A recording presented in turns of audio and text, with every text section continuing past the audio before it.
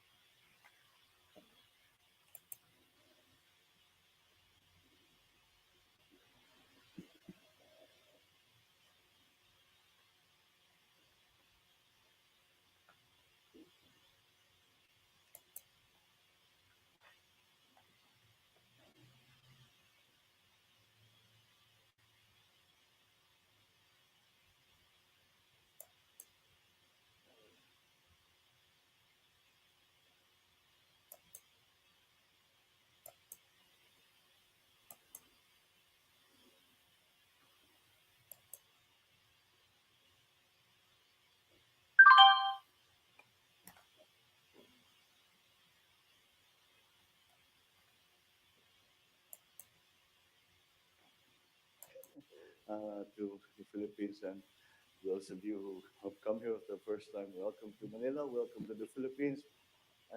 We have arranged perfect weather for you, by the way. It's Susunod, a good deal of video work muna ni that we managed to President stop the Marcos rain ang for this meeting. uh, Again, it's just I am very happy to be able to welcome all of the U.S. ASEAN Business Council members who are here with us today. There is a great deal that I think we can use these meetings for. There's a great deal I think that we can achieve. Uh, we have made great strides in strengthening our bilateral relations, for example, with the US. Our engagements are now grounded on a two pronged, very simple foreign policy approach, and that is the promotion of peace and, of course, the protection of the national interest.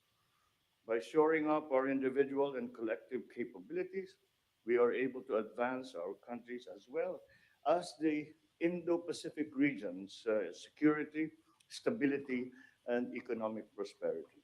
As a testament to the positive momentum in our bilateral relations, President Biden and I have identified concrete steps to ensure that our alliance and partnership remains relevant, responsive to current emerging challenges in the defense, security, and economic spheres. Uh, the, the, the evolution of geopolitics and the global economy have lumped all of these elements together. We cannot approach any of these elements separately without seeing the effects that one has on the other. The US remains the leading strategic trading and investment partner in the Philippines. We certainly value the US contributions to our economic development and our post pandemic recovery. And we are fortunate that our economic goals complement those of the US. And since taking office, I have made it clear that supporting agriculture and food security, promoting energy security, transitioning to clean energy, boosting trade, and increasing the resilience of our supply chains, enhancing connectivity and digitalization, amongst others, are priority areas that will set the direction of our economic policies. To that end, I have called for the enhanced Philippine-U.S. economic engagement to boost two-way trade and investment, Lahat yan especially nandyan in sa notes ko. critical sectors such as infrastructure, agriculture, clean energy, including nuclear energy, green metals and critical minerals, IT, BPO, and semiconductors, all while building economic resilience in the face of climate change. The Tingnan yung mga pandemics, mukha and nyo, the very interested yung mga humanitarian nanonood. response, and other security challenges. I certainly Oh, welcome the U.S. look government's at them. commitment to follow through with major economic initiatives, and it is my hope that we will be able to see them come into fruition in the succeeding months. We hope to cement the Philippines' position as a strategic partner of the United States in terms of processing critical minerals for battery applications. And we hope to move the Philippines from the upstream to the midstream in battery development and supply chain. I hope that with Diniscuss your natin yan, support, yung battery. the Philippines can avail itself of the incentives under the U.S. Inflation Reduction Act to allow us to strengthen the global supply chains of critical materials. I had promising discussions with Senator Tammy Duckworth just yesterday, actually, on this very issue, and we will continue to discuss this with the U.S. at the state level.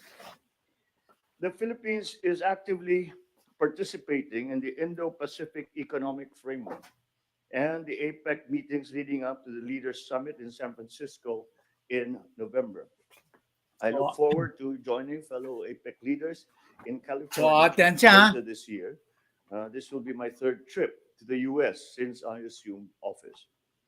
With energy security high in the economic agenda, we are particularly interested in sustainable land, water, and ocean solutions that align with our climate goals and support our plans to transform the Philippines into an upper middle income country by the year 2025. All efforts to increase the number Narinig niyo? Hindi lang at the end of his term, sa 2025. So 2 years from now, nasa middle income uh, uh, level na tayo sa mga bansa. So maganda ang goal ni of power PBBM. number of power sources lean towards clean energy. That being the case, I am interested in the potential of nuclear energy, especially Yeah. in light of new technologies and innovations that allow the use So interesado siya sa nuclear energy power plants. Yung balak niya yata yung small nuclear power plants. of smaller scale modular Oh, nuclear yan. reactors, other advanced reactor technologies that we see as being safer from the more efficient than the more traditional designs of nuclear power production. But the reaction of Leading the the charge audience. are our ongoing discussions with the United States on the 123 agreement, which will provide the legal framework for civil and nuclear related investments, particularly in nuclear power in our country. Together with the United States and other partners, especially the private sector, we will build the necessary infrastructure to help power a growing economy as we transition to clean and renewable energy. We recognize the rule of the rule that we have set for ourselves, that is the slow transition, and it is slow. We had all we have we all had great hopes that the transition to renewables would be easy or simple. It turns out that that's not going to be the case, and we have to be realistic in this regard. And so the rule we have applied for ourselves is, first of all, is that we must be able to provide sufficient power for the development of our industries, sufficient power so that we can expand the economy, and it must be accompanied by a continuing effort to move our power Very sources well. from the traditional fossil fuels to renewable sources of energy. I hope to see more engagements involving both our governments and private sectors, especially in mobilizing financial resources for investment in key areas such as critical infrastructure, research and development, and human capital development. I hope we can count on your support for this. I cannot stress more how important private sector support has been to all the planning that we have done. One of the key features of the economic policy since I took office is that we started with what we call a whole of government approach, seeing as the problems that we face post pandemic and uh, with with the developing and evolving uh, situation in the war in Ukraine, we have put front and center in terms of our plans of transforming the economy. Strong partnerships with the private sector. We started, as I said, with a whole of government approach, wherein government approached every problem, every challenge, every new program with not with a single department, not with a single agency, but bringing to bear as many of those agencies that may be relevant to that particular program. And that has been a multiplier effect. So we have extended this now to what we call the whole of nation approach. And that's why the private sector has been recognized as a critical partner if we are to continue the transformation of our economy. My economic managers and I have been pursuing and implementing reforms to attract more foreign investment and expand commerce not only domestically, but of course also globally. I'm happy to report that the Philippines is on track not only for economic recovery, but to achieving an upper middle economic status within a couple of years. Couple yun. Despite global economic headwinds, our GDP post pandemic defied predictions through sound economic and fiscal policies, responsive reforms, and an enabling economic environment that drove commerce and domestic consumption. We would like to continue the trend of growth in terms of the growth of our economy, our GDP. In the coming years, we have done reasonably well in the past year or so, but there are some new forces that have come into play, not least of which is the canceling of the Black Sea Agreement by Russia in terms of the Climate export change. of agricultural products. And the effect has been, once again, has reached all the way across the globe.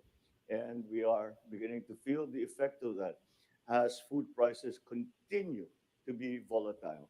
And unfortunately, volatile in to be higher in terms of pricing. And we have identified agriculture as a priority, the first priority actually, not only because it is absolutely necessary that the state is able to feed its own people, its own populace, and to provide that food supply in in a pricing structure that is actually affordable to people. And What, not least, Joanna?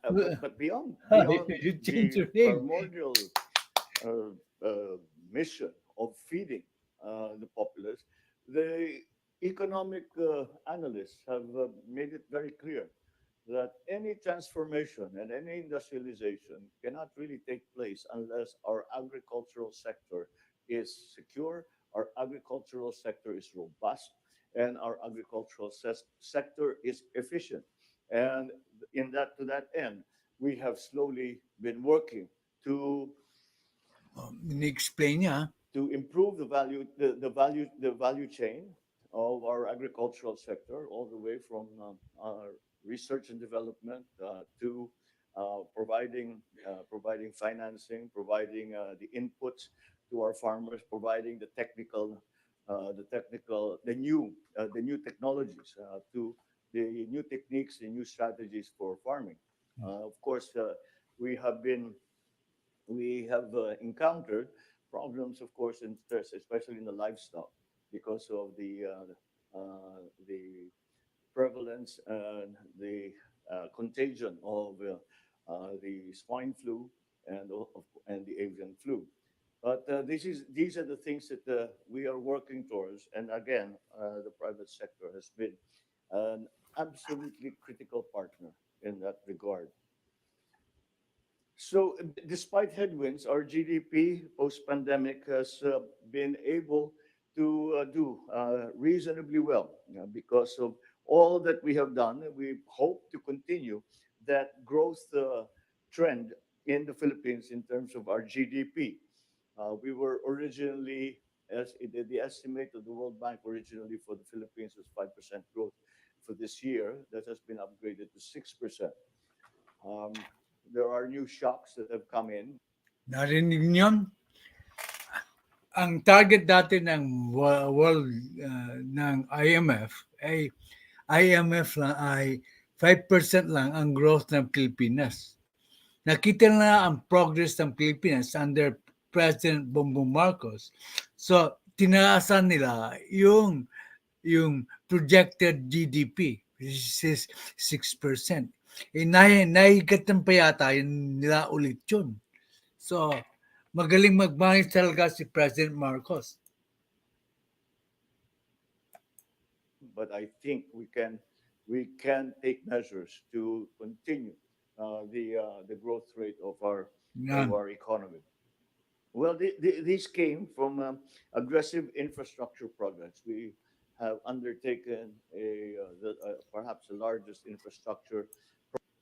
Kaya daw nag-grow, to Ruel, kaya daw nag-grow yung GDP natin, ang gross domestic product, which as a result improve our economy, is because of the increased spending in infrastructure.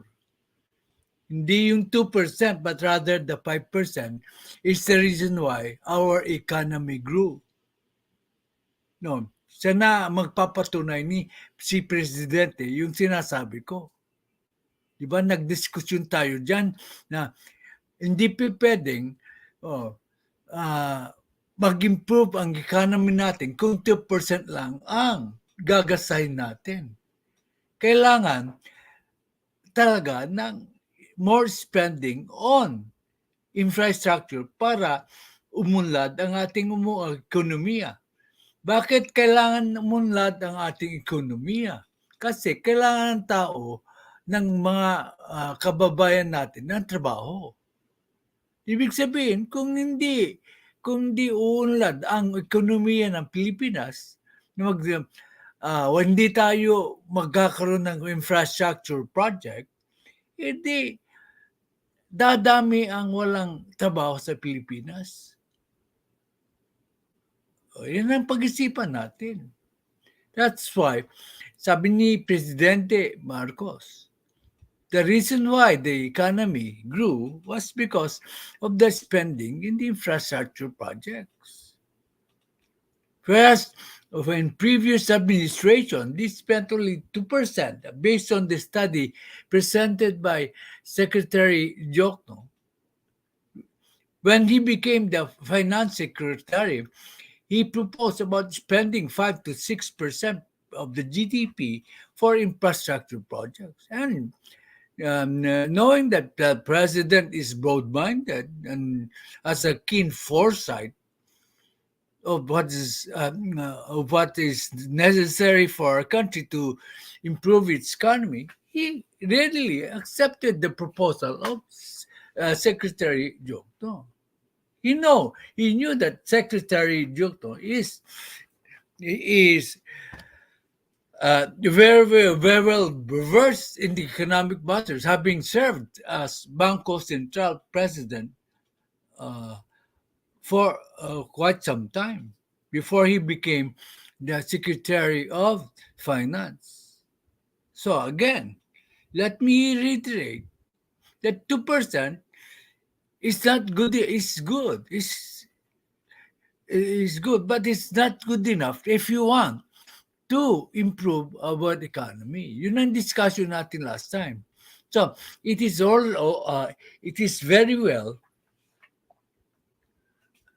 that maliwanagan na tayo na kailangan natin mag-spend ng 5% to 6% per annum. Maski kailangan nating umutang kasi kailangan ng mga kababayan natin ng trabaho. Yan ang unang inisip ng ating presidente. Kaya nakinig siya sa kanyang mga economic planners. Si Jokto matagal nang nandyan sa gobyerno, hindi siya pinapakinggan ng mga past administrations. Kaya anong nangyari? Lagmok sa ang ekonomiya natin. One of the hindi pa tayo makakumpara sa mga neighboring countries natin.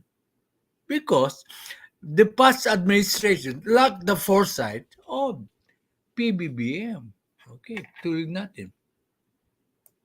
Program that the Philippines has seen, especially in terms of monies that are funding that has been appropriated by our legislature for this year and for the next year. We have reformed the bureaucracy so as to be more attuned to the way that we do business today. I always say that the people have said that we would like to recover the economy, and I immediately disabuse them of that. I do not want to recover the economy. I do not want to be where we were in. Baka magkamali kayo ng interpretation. He doesn't want to recover the economy. He doesn't want na yung para-recover nyo yung level ng economy in the past years. He wants to grow the economy more than what was the level of the economy in the past administration. So tataasan niya ang antas ng ating ekonomiya. Yan ang ibig sabihin niya. Kasi kung sasabihin, magre-recover ang economy, lackluster yung economy natin. Satisfied na ba tayo yung lackluster na economy? Hindi yan ang goal ng ating magaling na presidente. Ang gusto niya, mas mataas ang ating ekonomiya kaysa sa dati. Malakas talaga ang foresight niya. Okay. Tingnan ko, ganun yung explanation niya. December 2019, I want to be where we should be for 2026, for 2028. We have to recognize that it is a different situation that we are facing now. The world has changed. Pandemic, the COVID changed everything, and we must resign ourselves to that difficult fact. And that's what we are trying to do, to look forward and to see how the evolution of our new economies are going. And in the region, in ASEAN, for example, the leaders have come to a consensus, very clear consensus, that what we really need to do, if we are to regain the leadership in the economic development for the rest of the world, as we had in 2019, 2018, where we were the most here, this region was the most aggressive in terms of trade, in terms of growth. To return to that. Ayan narinig nyo. He referred to 2018 and 2019. Sinong presidente noon? Sino ba ang presidente noon? Si President Rodrigo Duterte. Binibigyan niya ng kredito si President Rodrigo Duterte. Hindi niya binabanatan si Rodrigo Duterte. Binibigyan niya ng kredito na agresibo daw ang sa panahon ni Rodrigo Duterte agresibo sa pagpataas ng ating ekonomiya. Minalasa nga si Rodrigo Duterte, si President Duterte, kasi nagkaroon ng pandemya. Pero hindi si ugali na ng ating presidente na siraan yung dating administrasyon na sinundan niya. Ganyan ang klase ng leader na dapat sundan ng mga vloggers na sundan na wag bumatikos dun sa taong may ginawa naman na kabutihan sa bansa. Kita nyo, binabatikos ba niya si Rodrigo Duterte? Pinibigyan pa nga niya ng kredito eh. The very first thing that we must do is improve our connectivity. Now, we tend to think, when we say connectivity, we think digital. Well, that applies as well. But physical connectivity now is the key. Connectivity by air, by land, by the sea. And that is what we are hoping to achieve in the next meetings with ASEAN, amongst the leaders, amongst our business partners. And this, I think, is... Ang ibig niya yung digital connectivity, hindi lang yan. Hindi lang pwedeng telepono. Hindi lang pwede magta-travel ka sa using the air to meet the actual leaders. The physical po yung connectivity. Hindi lang puro telepono. It's because iba kasi maski sa pag-eskwela, pag yung sa distant learning ba tawag doon? Hindi masyadong effective. Mas maganda ang physical na nung sila sa classroom. So iba-iba pag nagkakaroon ng interaction ang mga leaders. That's what he is trying to explain. Remember, he's explaining to business leaders yan. Alam ng business leaders ang importante siya ng physical and meeting with their colleagues. Kaya pinababalik nila. Kung pwede bang hindi mag-report sa opisina, pwede lang sa Zoom meeting lang sila pwede, yun na lang gagawin nila, tipid pa sila. Pero they need the physical interaction sa business. Ganyan ang i-explain ng ating presidente. I think that we have made the right decision in that regard. I think we are going down the correct road, and by we I mean as ASEAN, that we must develop first the infrastructure, we must develop first the basic bones of our... Kailangan daw muna infrastructure ulit. Babalik naman tayo dun sa expenditure.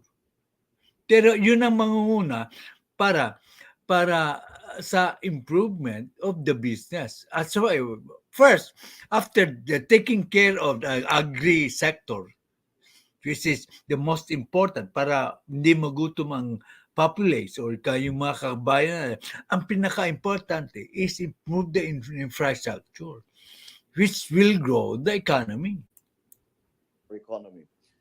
Now, in the way that is required by the new global economy post-pandemic. Right. So these are the elements that we have tried to put together to continue the growth rate of the Philippines. We decided very early on that although we worry about our debt to GDP ratio in the Philippines, as it stands, it's about 63%. And well, nag-aalala lang siya sa mautang natin sa debt to equity ratio. Ibig sabihin, yung utang, kaya bang bayaran ng ating GDP? So na inaalala niya. So meaning, it takes care that our debt is not going to be too much to endanger our gross domestic product. Pero kasi ang level po ng ng debt should not exceed, I think, 65% to gross domestic product. You're okay. Yun ang iniingatan ni Presidente Marcos. Hindi basta-basta mangungutang kung ang level ng uutangin natin ay sosobra yata sa 65% based on my research, o 60 to 65%. And that's a little high for us. No. And it is not ideal. Oh. I would say we are doing better than our neighbors, perhaps. But No. Sabi niya, mataas na raw. It's not ideal. No. Pero mas okay pa raw tayo dun sa mga karatig na bansa karatig na bansa. Kasi mas mataas pa ang debt to GDP ratio nila. Pero iniingatan niya, he said, it's not ideal. So he is a realistic president. Okay. but nonetheless, it's still something that we need to be looking at. And the way that we believe we can pull ourselves out of that debt ratio and improve that debt ratio is through growth. And that is why we are working very hard to continue with that growth trend. We are, however, beset by the problems of inflation. And that is why the monetary policy has been quite robust and increasing. But then we worry about the constriction of the economy by very high interest rates.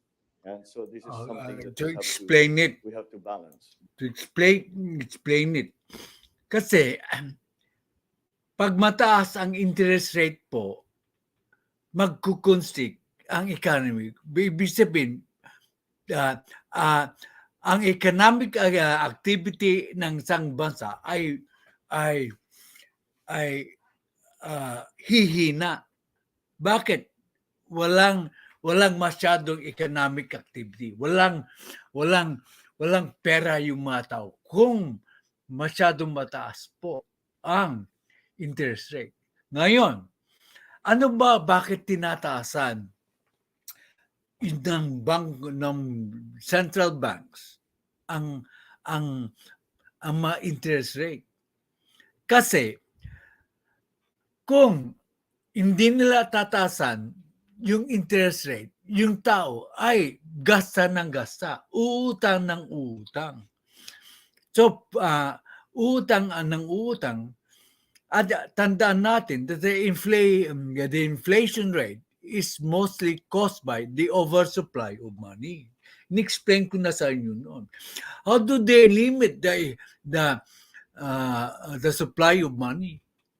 The central bank, therefore, raises the interest para yung mga tao ay hindi masyadong mainggan yung gumasa kasi alam nila na mataas ang babayaran nilang interest rate. Yan ang ginagawa ng Bangko Sentral kung bakit itinataas po ang interest rate para makontrol ang spending ng tao. Pero kung masyado namang mataas ang interest rate, abruptly raising of the interest rate, hindi nagagasa yung tao. Pag hindi naman gumasa ang tao, anong mangyayari sa produkto? So, it's a crucial balancing act.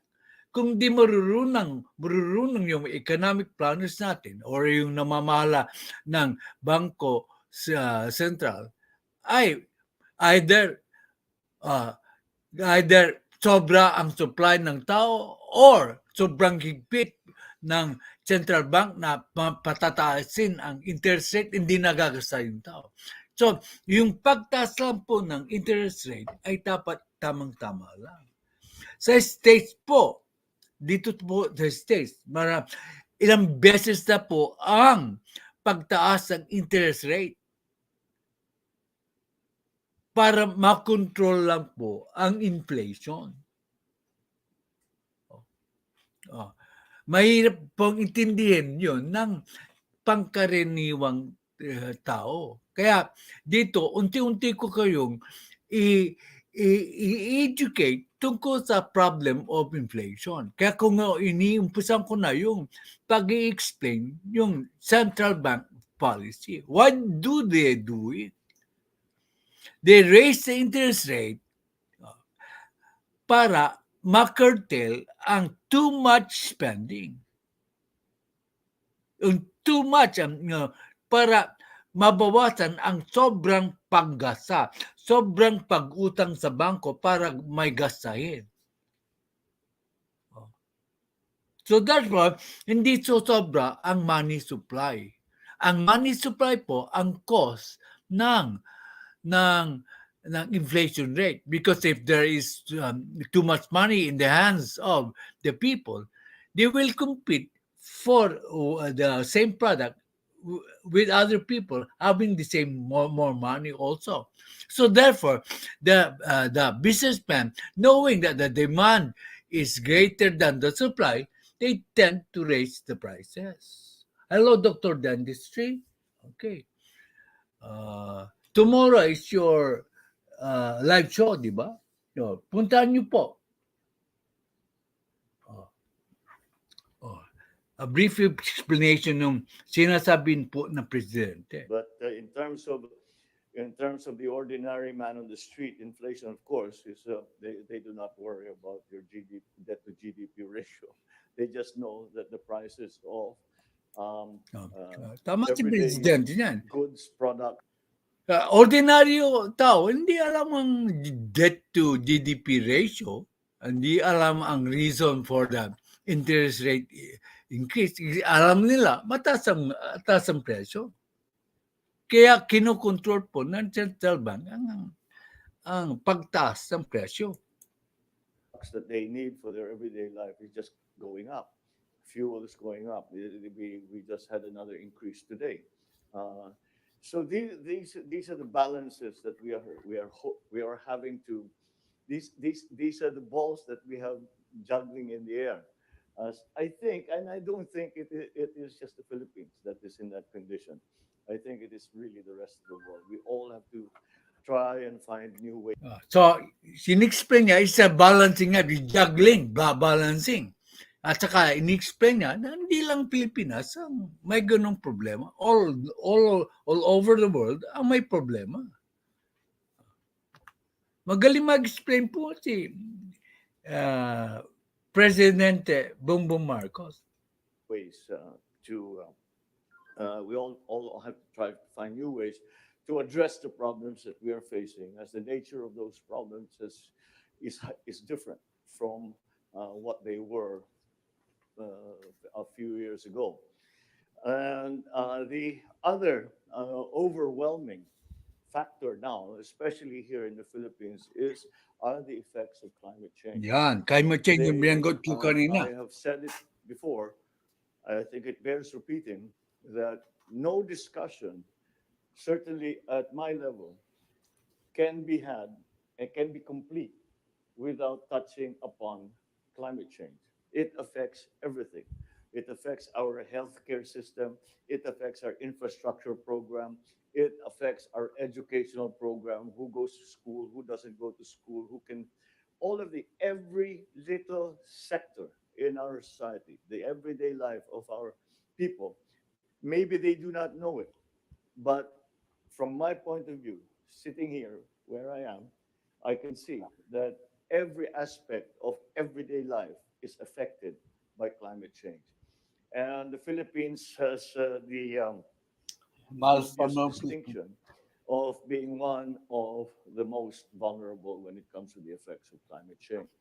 And so that has factored in a great deal to all of our planning and all that that we do to improve the economy.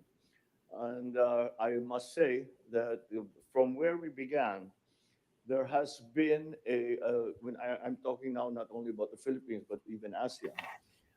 From where we stand, we can see that the developed countries, and for lack of a better term, the developed countries are being willing to take on the load to mitigate the effects of climate change. It is the calculation, the formulae that we have to decide upon. We're not yet there, but I can see that there's progress in that regard.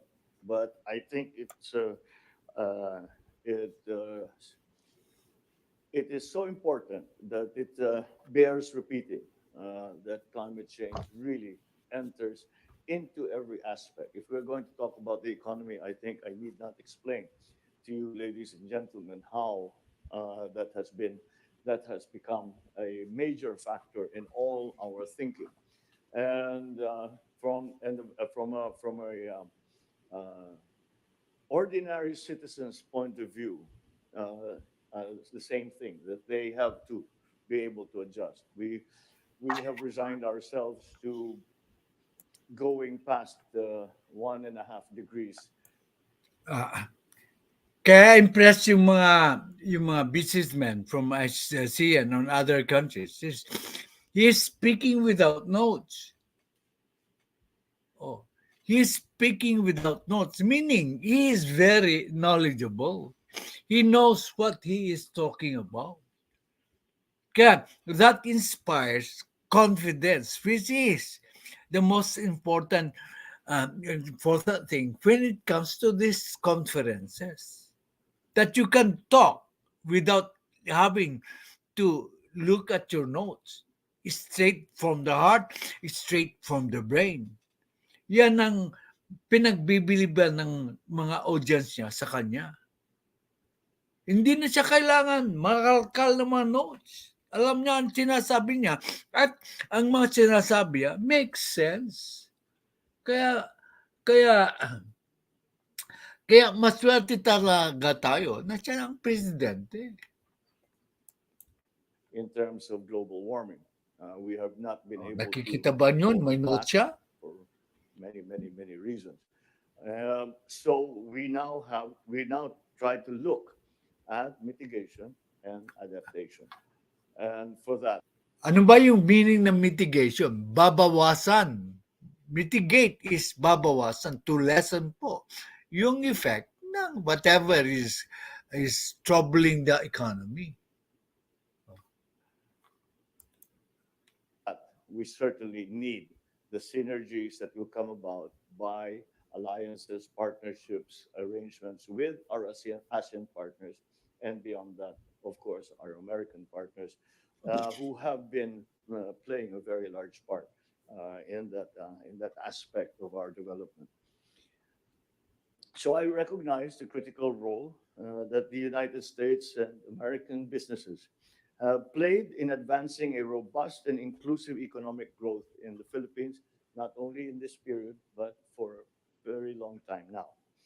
I invite the members of the esteemed council to continue being valuable partners of the Philippines. Well, let us push for greater economic engagement between our two countries for our mutual benefit, for the prosperity, especially of the region. Thank you. And I wish you all a productive and enjoyable stay in the Philippines. Maraming salamat po. That was an interesting kwan. So, bagmatihan muna tayo. And then magtalakayin tayo after the batihan.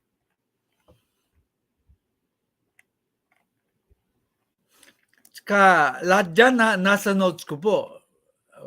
Isa-isahin natin ang notes. Si Trexie, binati ako. Masanto siya kabusan at sika. Trexie greeted me. Masanto siya ago sika. That means, good day, Tatay Jack. Then I said, Nasaan to si kapustahan si It means, good morning, Taxi. Hello, Tatay Jack, sabi ni Red One. Ang sabi ko kay Red One, ang daming balita. Dadalo lang ang aking matatalaki because sobrang, kung tatalakayin ko lahat, ay sobrang dami. Pero nasa thumbnail ko yan, yung explanation of the live stream. Ay binabati ko ang lahat kung sino mang manunod. This is the next.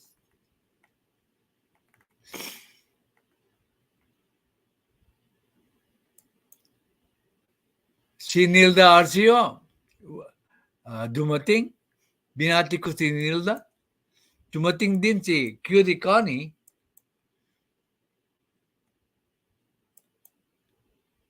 Binati ni Trixie Villa si Red One at si Cutie Connie.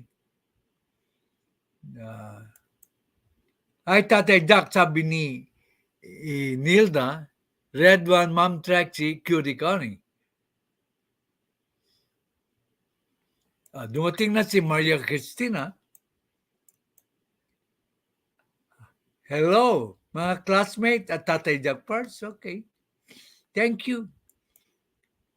Si Trixie Villa ay ginit ni si Maria Cristina. Nilda Arcio, ginit din niya sa si Red One. Si Nilda Arcio, ginit po si Maria Cristina. Sabi niya, China insisting to remove Sierra Madre direct ship because Philippines and China had agreement to the said old ship. China said that, but PBBM said that there is no such agreement. If there is, right now, I am revoking that agreement, PBBM said in an interview. Yeah, I will discuss it later on. Tama ka niyan. Sinabi yan ni Presidente PBBM. Tatay, waiting. Okay. Hello, Ruel. I'm glad you are in. Ryan Blackwell is nandito na po. Good morning po, Tatay Jackferdz and classmates. Ruel Lingahan is binati po ni Nilda Arcio. Si Nilda Arcio, binati po si Ryan. Good day, classmates from Ryan. Good day, classmates. Ryan and Ruel and Maria Cristina. Sabi ni Redman. Si Redman, binati si Nilda Arceo. Si Ruel, binati si Nilda. Si Ruel, binati si Redwan. Si Ryan, binati si Trixie, Redwan, Nilda, Cutie Connie, Chris, and Ruel. Si Joanna, I'm glad you used it, Joanna. I am no longer. Thank you. Si Joanna Twillier, Tatay Jack Vlog, MLS, may mega loud shout po. Thank you, Joanna. Good day and evening to all. Ryan Blackwell, binagrinit si Joanna. Mega love shout po. I'm using iPhone. Po, Tatay Jackferdz. Okay, it's okay. Basta nandito ka, masaya na ako. Okay. Wala pa si President Carclea. Okay. And Nilda Arceo, ginit po si Ma'am Joanna. So, China claimed not only our territory, Japan, Taiwan, and other countries have also problem in China with the same matter. Yeah, tinalaki ko na yun noon. Mayroong dispute din ng China sa Japan. So tama ka, Will Yang. Tulad sinabi ko sa common to, hindi sukatan ang GDP. Sikmura at sukatan ang pangkaraniwang tao. At yung epekto, yun ang hihintayin ko. Di ba? Kasasabi lang ni Presidente Marcos na yung karaniwang tao ay hindi maintindihan ang debt to GDP ratio. Ang importante ay ang sikmura. Tapos mo, alam na yung Presidente yan. Di ba? Siya nagsabi, from the recent nang naka-play natin kung babalikan mo ulit. Inamin ni Presidente yan, hindi alam ng tao ang meaning ang importansya ng GDP to debt to GDP ratio. Tama ka. Ordinaryo lang tayo. Kung di tayo mag-research po, hindi po natin maiintindihan ang ibig sabihin yan. Hello, food buds. Tulad kay, hindi ko na babangkiting Ruel kasi nakasubscribe lahat na sa'yo. Si food buds, yung di pa nakakasubscribe, nandyan po ang kanyang bahay na may premiere po. Ito rin, si Riddler Black. Lumalaki na po ang inyong channel. Hindi, hello po sa inyong lahat. Napasilip lang ako. Have a wonderful day. Di ko na kayo pangangalan. Nasa work po ako. Hi, Tatay Jackferdz. Thank you, Riddler, for to at least visiting your classmates. It's important to us that we hear from you. Si Ryan Blackwell, makikinig po muna ako. Nakasumpong sinusitis allergies ko due to the changing weather. Palagay ko mayroon din effect sa akin ng weather, allergies. Isa pa na kailangan nating suportahan po si J. Cabal official. Please, pag hindi pa kayo subscribe po sa kanya, take your time to subscribe also. Katulad ni Rosalie Greenblocks, yung magaling na kumanta. Okay, supportan din po natin siya. Dumating na po si Rebecca Lagmay. Hello, ma'am. Thank you for attending the live stream ni Tatay Jackferdz Vlogs. Si Rebecca Lagmay, Grace Joanna, si Ryan is greeting Rebecca. Shout out to Rebecca Lagmay, Grace Trexivilla, mega love shout po si Rebecca Lagmay, great po si Trexivilla. Shout out all listening. Si magaling na vlogger, yung full of wisdom, full of knowledgeable information. Si Sir Amic, member po ng pamilya natin dito. Supportahan din natin yan. Pag nag-live show siya, puntahan nyo. Si Dr. Dindesi, okay. Bukas ang live stream niya na tungkol sa ngipin natin kasi dentist siya. Okay, nice addition ka sa ating family. Parating nga magpupunta. Mga kapamilya, you have a doctor, dentist who can help you with your problem. Please connect call. Connectahan din yun sa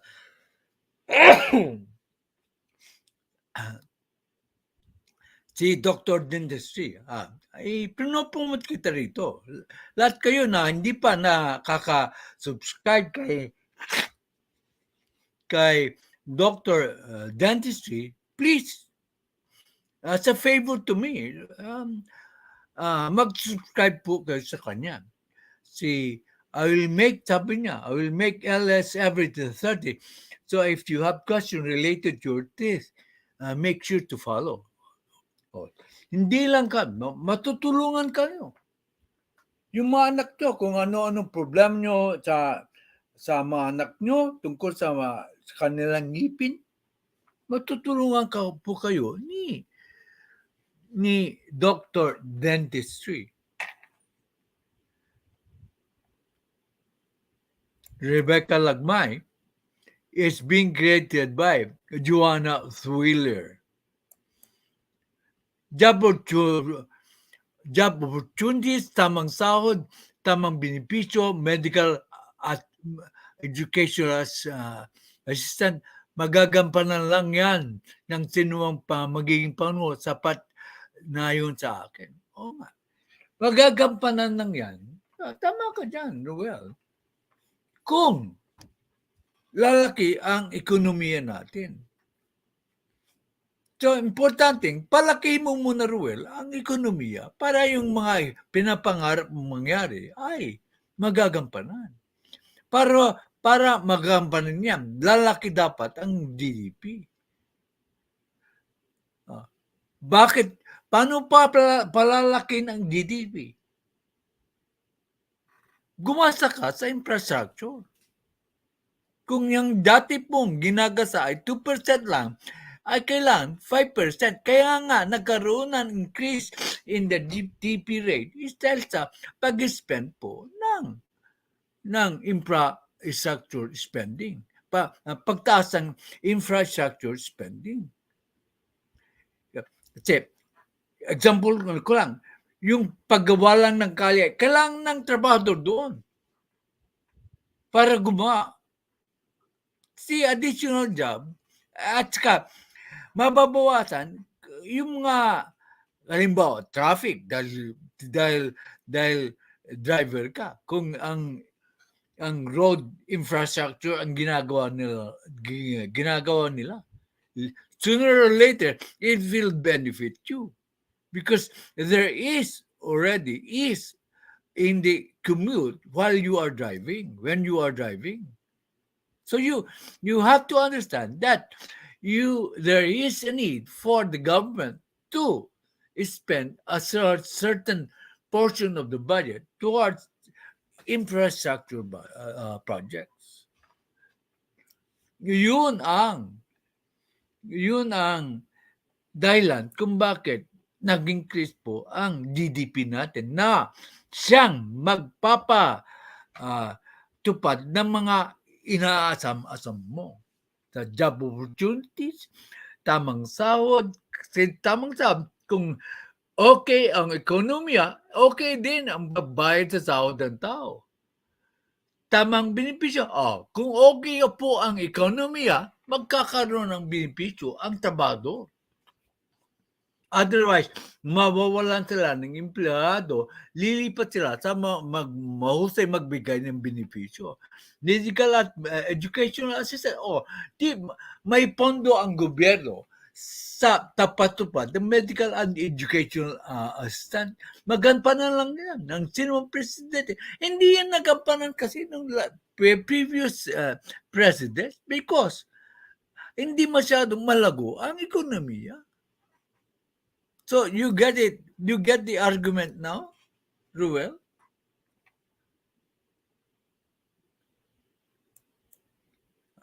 Don't like Tatay Jackferdz. Okay. Kayo ba? Nag-like na kayo lahat? Nandito na po si GNL Opinions. Okay. Like done. Si Maria Cristina.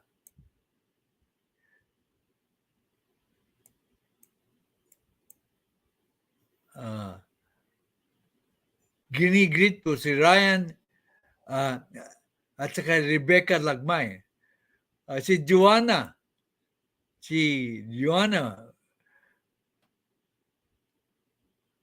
Wilfred, ay bumalik ba nga na?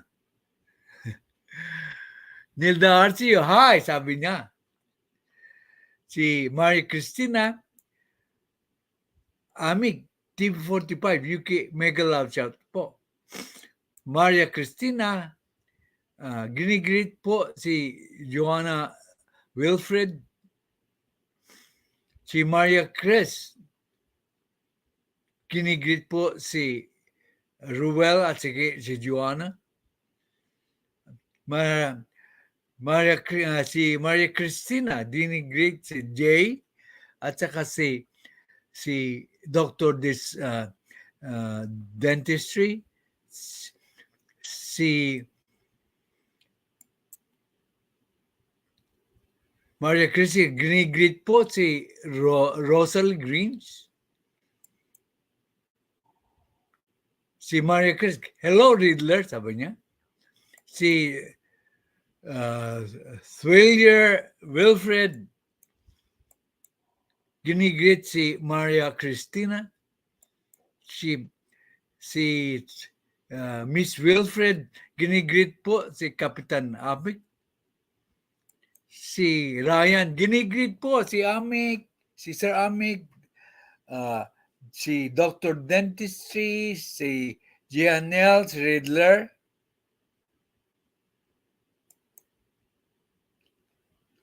Tinatanong na ni Sir Amik po yung time nung LS mo Thursday. Doctor,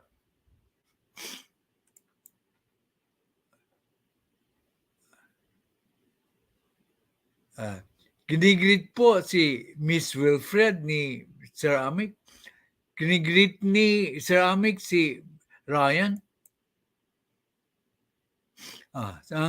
Sabi ni Ruel, ang isang simpleng bagay na dapat pang solusyon ay ang dapat magkaroon ng holiday to correct records na PSA for free.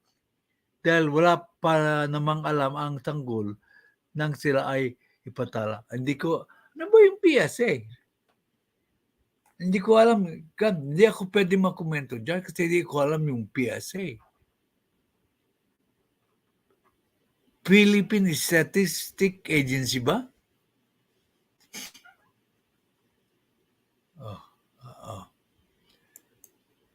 Hello, Ryan. Okay. So, nabati ko na po lahat. So, punta tayo sa main talakayan. Dito po. Ang sabi po kasi ng China,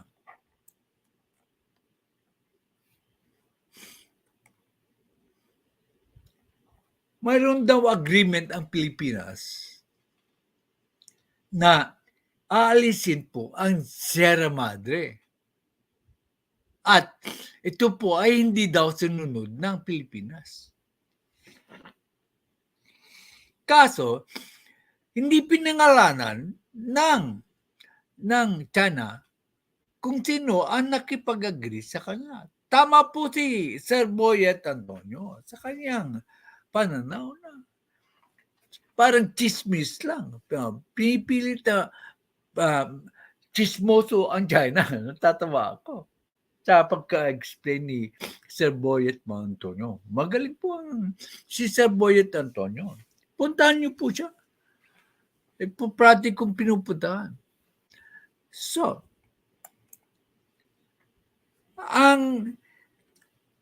kung sino man ang nakapag-agree doon sa napatatanggal niya yung Sierra Madre, ay hindi siya nag-iisip ng matino. Teritoryo natin yun. Within our territorial rights. Bakit mo tatanggalin? Dahil lang ini-request ng China. It is parang subservient ka sa China. Pangalanan nyo po kung sino ang nakipag-agree. Kasi ini-insinuate nila kung hindi ka marunong mag-analyze ng yung bali-balita. Parang inisip si Presidente Bongbong Marcos, nakipag-agree daw po. Yan, hindi kasi pinangalanan na ipapataw nyo yung Sierra Madre. Wala siyang sinasabi.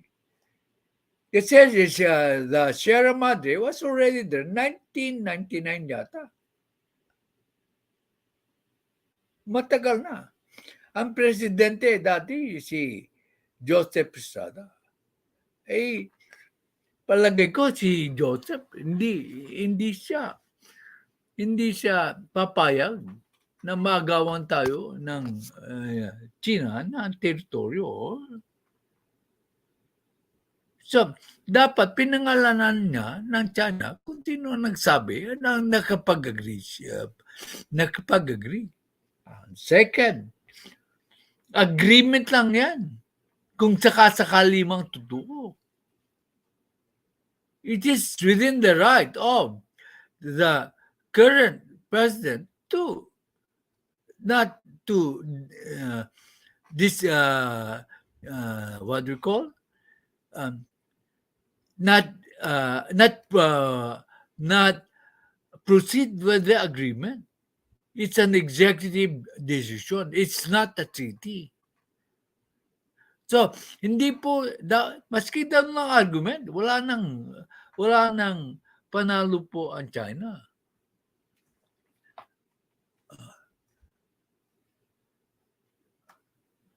Okay. Sabi niya, may bagong comment. Baka matumbakan ako eh.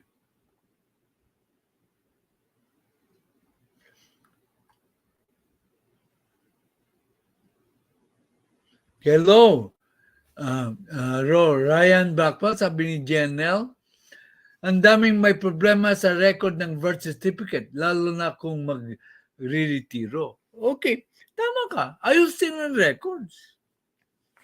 Wala kaming disagreement sa iyo tungkol dyan. Well, agree kayo. Dapat ay ayusin po yung records po. Oh. Then, si Ronald po, ang ating kapatid from Iglesia ni Cristo ay nandito na naman. Thank you. Thank you po, Mr. Ronald Federico de Mesa. You're always welcome to visit our channel. Baka hindi si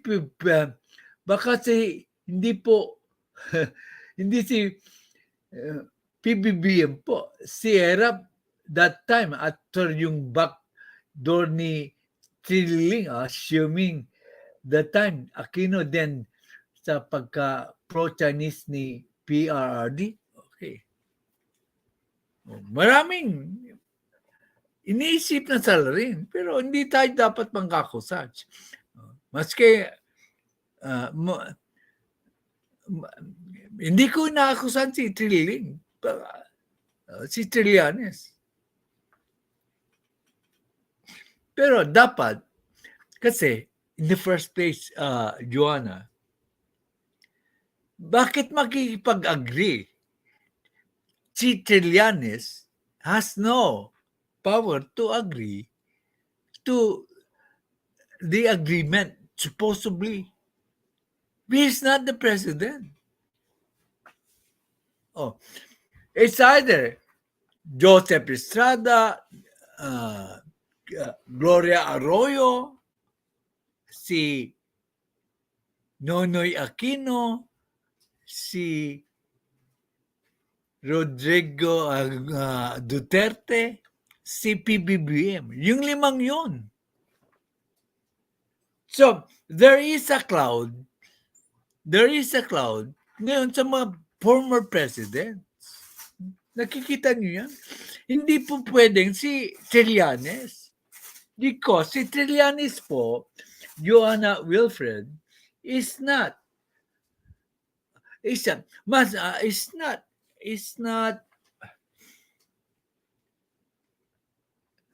cannot sign an agreement. Kaya kung it is an oral agreement, and it's not effective because it was not put in paper. Oh, representative ni Aquino si Trililing, dapat mayroong papeles na pinirman si Trililing in favor for Noynoy Aquino. But he has no power to enter into any agreement. Only the president, di ba? Correct me, Joanna, if I am saying something that makes sense.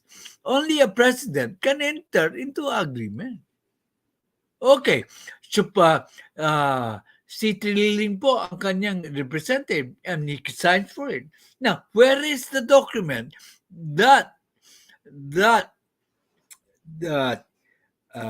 is the evidence of the agreement? Okay, kung verbal lang po, it has no effect. Yan ang di nakikita ng ibang vloggers. Kung verbal po yung agreement, na hindi pinirman, hindi yung presidente mismo ang nakipag-verbal na agreement, ay walang epekto po yun. Nakikita nyo? Ngayon, kung ang presidente ang nakipag-verbal agreement, ay hindi sa pagmamaliit sa katalinuhan ng presidenteng yun na nag-agree na tanggalin ang ceremony, ay hindi po siya mahusay na presidente. He is not after the welfare of the it's not after the integrity, maintaining the integrity of our territory. Kasi pag-aari natin yun. Walang business ang China to order us or to request us to remove our own navy ships sa within our territory. So, tanggalin na natin si Presidente Bongbong Marcos kasi nagsalita na rin siya. Tanggalin na rin natin si Noynoy Aquino, patay na. Unless i-name siya ng China. Remember na kaduda-dudang si Noynoy Aquino ang nakipag-agree. Kasi during his time, analysis lang ito, analysis lang. Hindi ko sinasabing this is the factual resource. This is factual. Analysis ko. Kung ang reason mo na tatanggalin mo ang Sierra Madre para ma-please ang China, bakit po inagawan ang teritoryo natin sa panahon po ni Pinoy?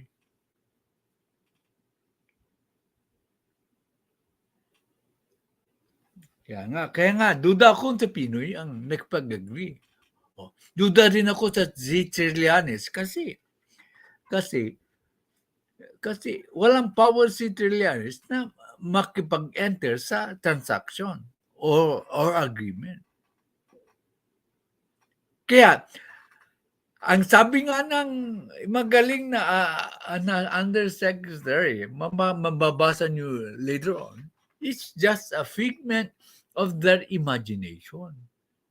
Katang-isip lang po daw yan. Sabi ng ating magaling na undersecretary na nakita natin sa joint press conference ng Navy at Coast Guard. Makikita nyo mamaya sa aking research. Mabuti, lumilinaw na po ang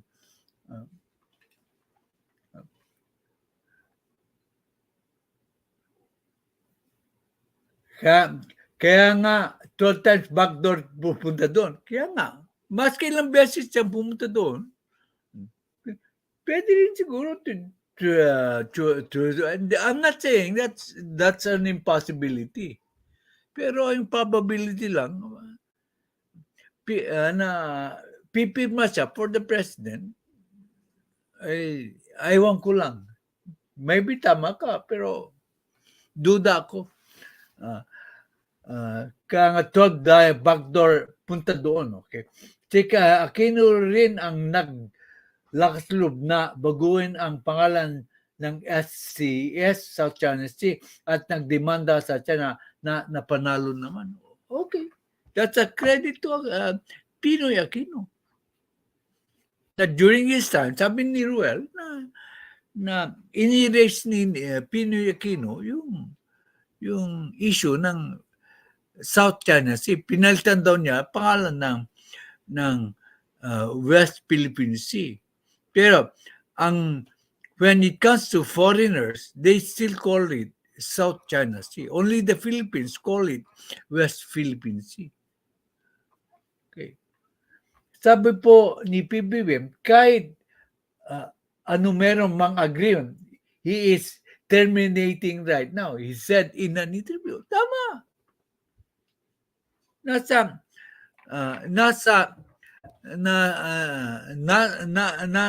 susunod na item ko, which was granted in 1990 to bolster its claim in one of the world's most contested area. Okay. Sabi ng presidente, the Philippines, the Philippine President Marcos Jr. on Wednesday denied making an agreement. Dininay na niya na hindi siya nakipag-agree. So, he's out of the equation. He is out of the equation. Hindi siya ang nakipag-agree.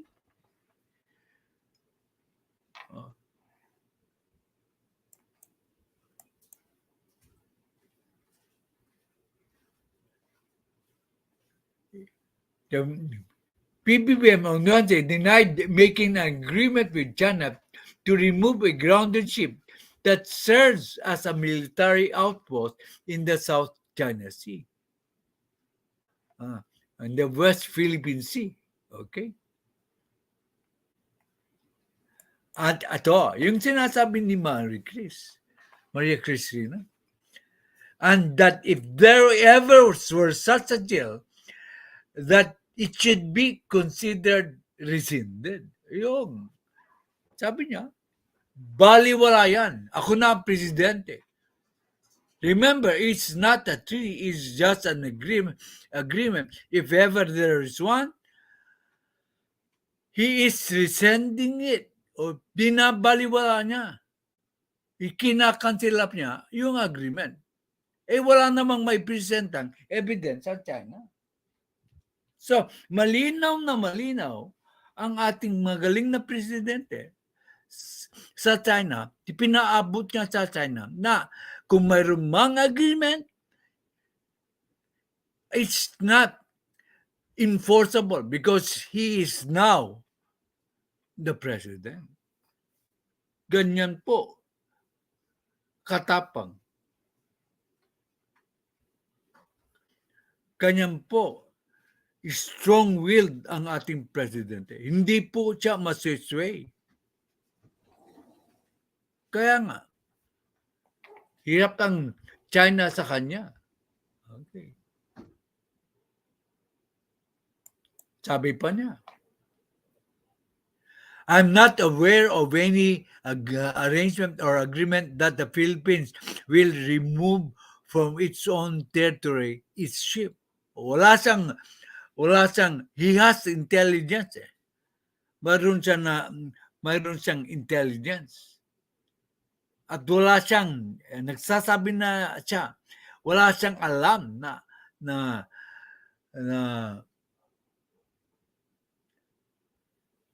intelligence report na nakipag-arrange sa Pilipinas sa tanggalin ang kanilang barko. Ibig sabihin, gumagawa lang ng istorya ang China. Ito rin natin mga Pilipino, siyempre mag-iisip, naniniwala. Pero ang presidente ang nagsasabi, wala siyang alam na nakipag-agree ang Pilipinas kung sino man yung sinasabi na sa China. Kaya it's also unfair to just accuse anybody na nakipag-agree. Ito lang masasabi ko. I don't like Trillanes. Maepal, balimbing, I don't like him. But it is unfair also to accuse him na kwan. Pero kung mayroong mga makipag-dobak na, tama si Joanna na she is probably the intermediary sa agreement. Tama ka doon. Kung may agreement. Pero sinasabi ng ating president, magaling na presidente, Joanna, na wala siyang aware, hindi siya aware na mayroong agreement. Siya ang nakakalam ng intelligence. Hindi po tayo. Antayin natin yung ebidensya. Huwag tayong gumayat, mahalaga, bagong lipunan, banat-bay.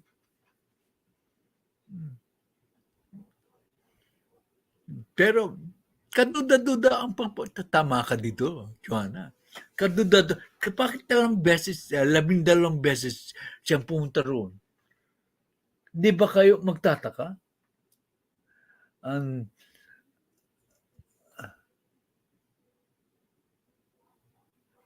Ano man nangyari, ang atin, kahit malaki pa ang China, tama ka. Yan ang madalas sasabihin ng ating magaling na presidente. Ano man mangyari, yung sa atin. Kaya dapat nating ipagtanggol yung atin. Kung kailangan tayong humingi ng tulong sa ibang bansa para maprotektahan ang ating teritoryo, gawin natin. Hindi tayo nangaaway. Hindi natin kaaway ang China. Kaya lang, may mga kaibigan na talagang bully. Sinusubukan kung magpapabuli ka. Kailangan natin ng bodyguard para labanan ng malaking bully. Tama ka dyan, Ruel. I appreciate your stand, your principled stand. Sabi mo, ang atin ay atin. Correct? Nice point of view. Right on point ka dyan, Ruel.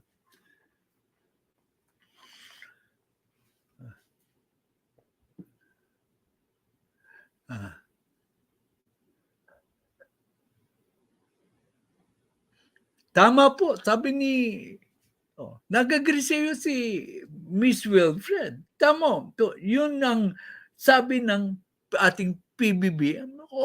Correct ang analysis mo dyan, Joanna. Yan ang analysis. Hindi biased. You're taking it from the PBBM's own words. Not an inch will be given up by the Philippines. Kumagaling yung mga tao dito, mag-analyze. Kaya dapat, malayong masaya, dapat maging maingat sa mga inaalok ng China sa atin. You're right again, maingat. Loan man yan o investment, baka ang strategy nila ay para tuluyan tayong mapailalim sa kanila. Okay. Yun ang ginawa nila sa Laos. Pinuutang ng pinuutang. Hindi. So, mayayari, yung debt to GDP ratio rin ulit. Ang debt nila ay sumobra pa sa GDP nila. So, hindi na mabayaran yung utang. Kaya, nagkadaloko-loko ang gobyerno ng Laos. Kaya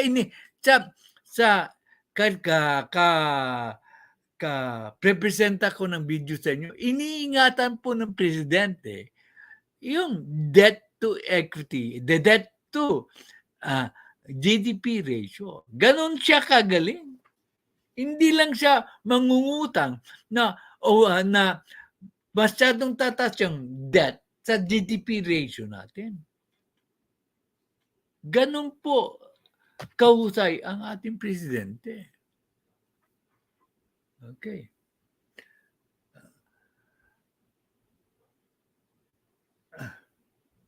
Sabi pa ni Ruel, pwede siguro may importante na usapan. Tanggalin namin ang barko, intinyo ang rin ang build-up po ninyo. O, kung yan ang concession, yung agreement nila, ay tama lang. Tanggalin. Pero, hindi yan ang kanilang agreement kasi patuloy, nag-build sila ng military facility sa isang island na kinuha nila sa atin. Yung pinantambak pa nga, galing pa sa atin eh.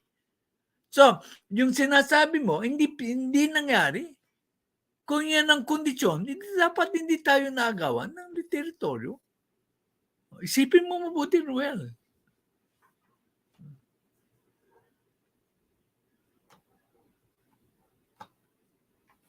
Bakit?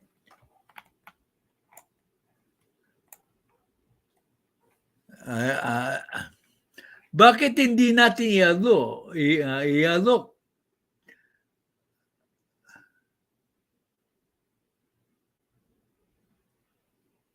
ang isang isla, sa Australia para temporary naval exploitation ng US? Hindi naman pwede yun. Well, we shall not permit that because parang binibigyan mo na rin yung territoryo. At that is a provocation sa China. Yung build a naval base ng US zone.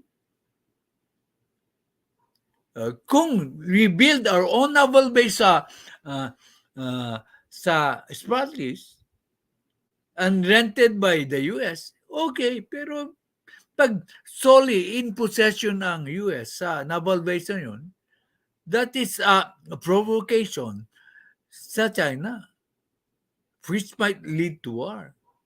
Imagine, hindi natin pwedeng pakialaman yung base na yun without our supervision. Kaya nga, dapat lang EDCA because we supervise yung American use of our Philippine bases being rented by the Americans. Atin lahat yun dahil dapat mga linjik lumasok. Yeah, I agree with you. Masyado ka lang. Mainit na yata ulo mo, Trexie. And it will create more tension. Tama. If US will build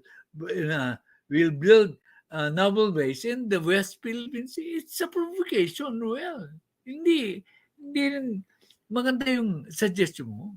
In the first place, walang supervision ang Philippines sa pag binigay natin isang island for the base. Pwede, hindi na kailangan. Meron silang tayong EDCA. Pahig pa ako na paramihan ay EDCA sites. Just as long as we control the base. Okay.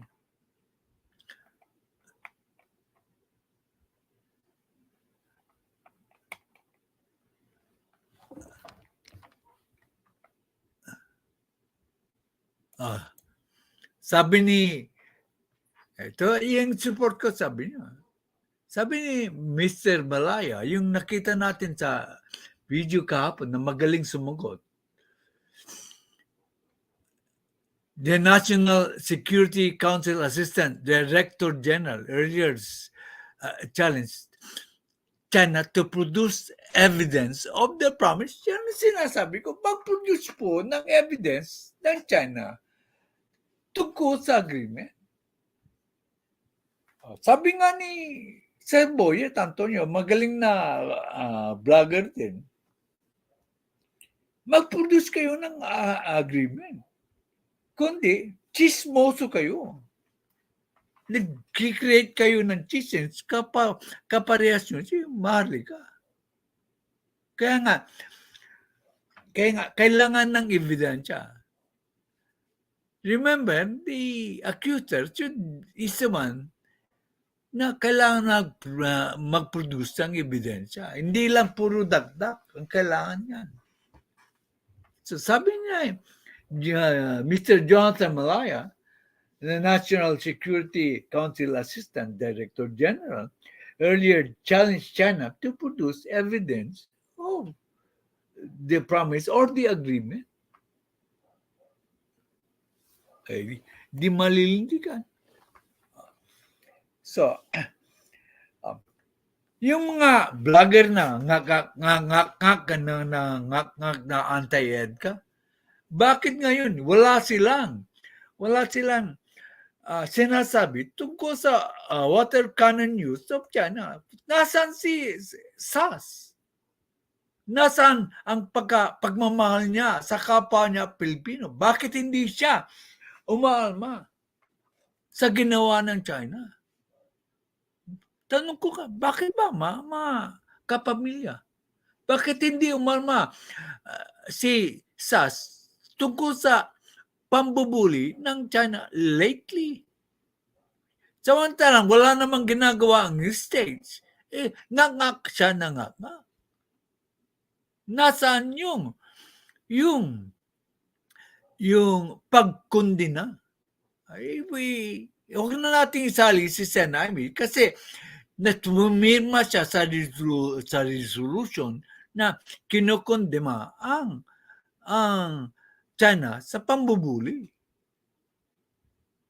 Pero yung mga vlogger na katulad ni Banat Bay, ni Sasrugando, bakit hindi sila umaalma sa ginawa ng China? Inihintay ko sila umalma. Wala eh. Nagtataka ko, do they love the Philippines? Or do they love China more? Nagtatanong lang po. Sana makarating po sa inyo. Nasaan sila Mark Lopez?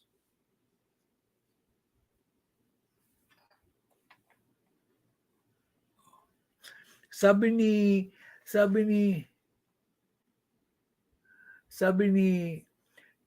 Trex Villa,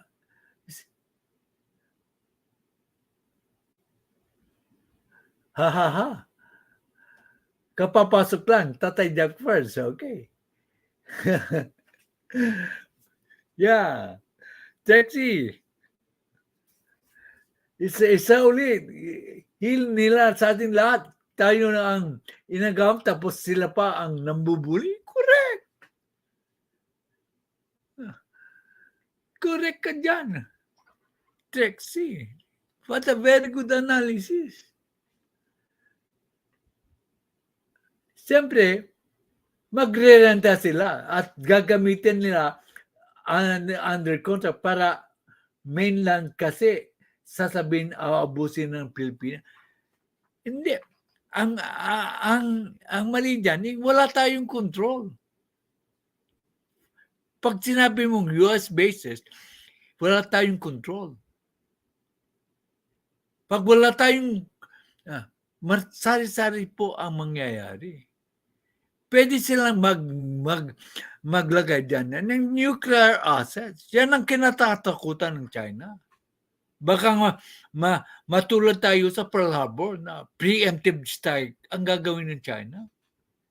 Yun ang nakakatakot. Well, kung mas naging nervyoso po ang China dahil sa paggawa ng US base doon na walang control ang Pilipinas, maski yung sinasabi mong rerentahan, ay pag umama ang China, binumba yun ng nuclear warhead, yung base na yun, hindi ubos tayong mga Pilipino.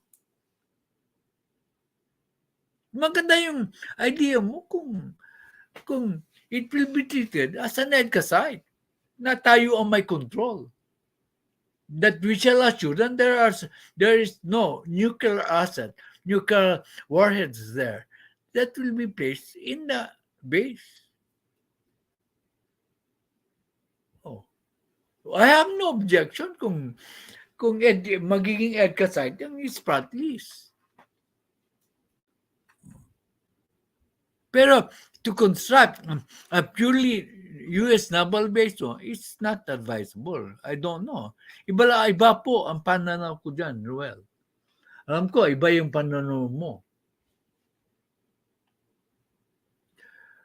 Sila ang mambibiktima sa atin nila ngayon ang pabiktim. Oo nga. Diba? Hinaharang yung Navy vessel natin para tayo makabangga dun sa Chinese vessel para sabihin, yan, binangga kami. Yan, binangga kami. Pero mahusay yung piloto. Nagkamali sila. Mahusay yung piloto ng Coast Guard or yung Navy. Actually, it's the Coast Guard kasi they provided the escort. Mahusay. He cut the engine and para hindi siya bumangga dun sa Chinese Coast Guard ship.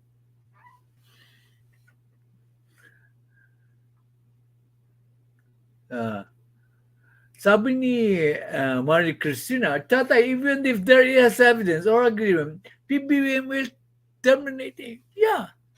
Maski, if there, sabi nga ni PBBM, if there is an agreement, he is rescinding it. Well, what effect daw yun? Tama ka ulit. Yan, Marie Chris. Sabi ni Miss Wilfred, Miss Sutton, where are you now? Again, correct. We asked a question. Miss Sutton or Mr. Sutton mo, ano ba? Where are you now? I was kasi sa research ko, nakita ko si Sasot dun sa media interview ng mga anchors sa kanya. Ngayon, he or she was there. He asked a question kay President Marcos. Bakit di niya tinanong kay Presidente Marcos yung mga inaalala niya na naka-present po si Presidente face to face. Silang tinanong niya si Presidente. Bakit di niya tinanong yung mga akusasyon na ngayon when she was given the opportunity to ask a question kay President Marcos? Ipapakita ko yan. Minsan, mamaya LS ko, makikita niyo yung interview sa mga anchors. Ipapakita ko yun. Nandun si Sasot. Gusto niya. Hindi, she has not the guts to ask the question which she is airing right now. When it comes to face, dapat matapang ka, magtanong ng question na siyang binabatikos mo sa presidente, nandun na siya. Ipapakita ko sa inyo. Okay, parang nakita nyo na, pero ipapaalala ko lang sa iyo, mamanyang gabi, ipapakita ko yon. Because na-mention mo, Miss Wilfred, Miss Sutton, where you? Where na you? Oh, I got the idea from you. Napapansin nyo na if I schedule it at 5:30, usually I start earlier than that to check yung mga kwan. So, if I say it's 5:30, usually it's about 5:10 ako mag-uumpisa. Pero papakita ko na yung video doon para hindi kayo mag-waste ng time. So, okay. Tinuganda na ni Miss Trixie Villa yung where is Sasot? Nagtatanong po tayo. Common pa ang ating pagtatanong. We are asking where Miss Sato is concerning this very disturbing action of the Chinese.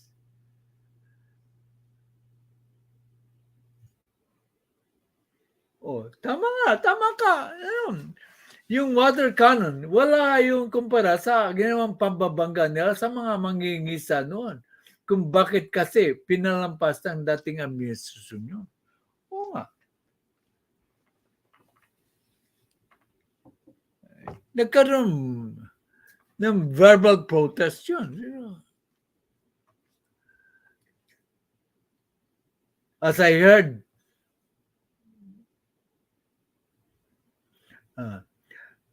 tayo sa gera, hindi rin tayo makakasigaw, hindi yan sa atin gagawin ng China. May kanuhan o wala. Oh. Yan nga. You're right there, Ruel. But you're increasing the risk of war by building a US naval base doon sa Spratlys. Hindi tayo nakikasiguro. No one is certain.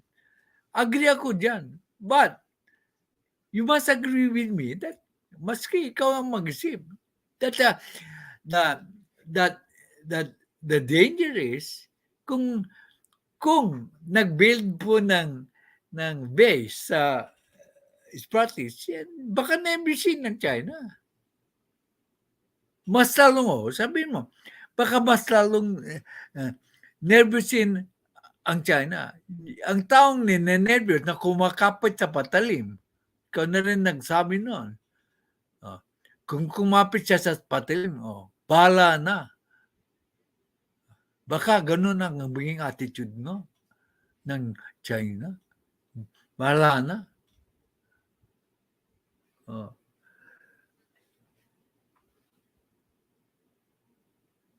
Sabi ni Miss Wilfred, at heard to a blogger, Mr. Sasot is scholarship sa China and received allowance of 30,000+ pesos.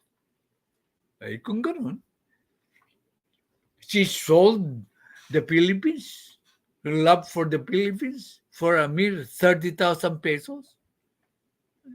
Ay, talagang kaduda-duda ang kanyang personalidad. Sabi ng magaling na undersecretary, for all intents and purposes, it is a figment of their imagination. So, nag-i-imagine lang daw ang China.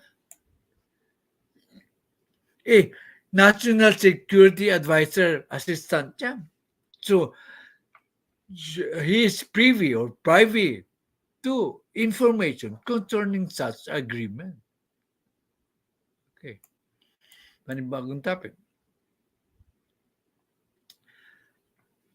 In light of this, kaya nga, President Marcos to the U.S. Zone, si Tammy Duckworth, new responses are needed amid volatile geopolitics. So, ang geopolitics dito, tungkol sa West Philippines is very volatile. So, it takes a balancing act from a very intelligent president to maintain yung hindi mag-increase ang tension coming from the Philippines. We do not provoke China. It's China who provokes us. Marcos has said during the country call of U.S. Secretary Jackferdz in Malacanang.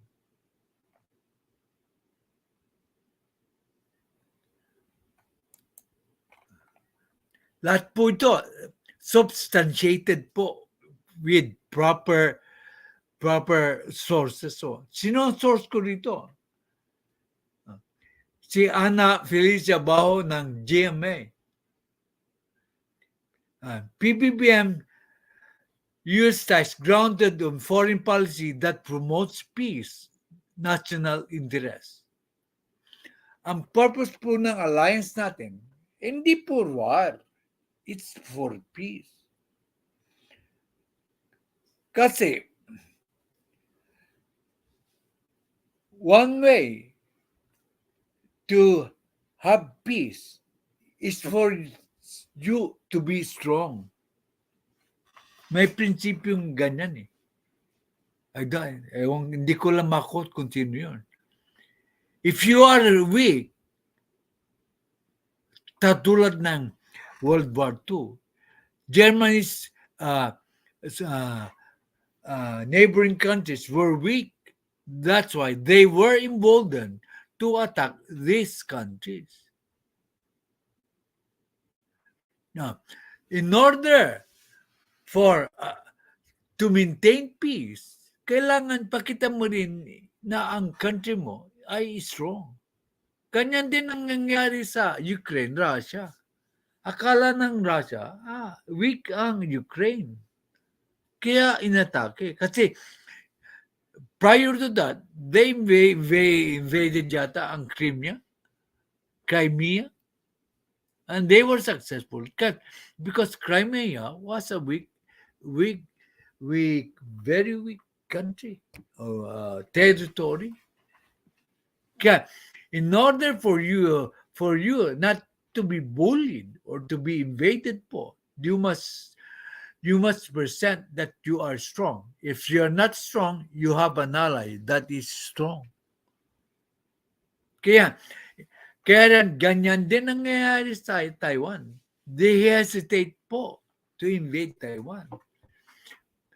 Because Taiwan, although it is very small, has nuclear capabilities. Masasaktan po ang China, ang mainland China. So, and Taiwan has presented itself as strong, with a strong also ally. That is the United States.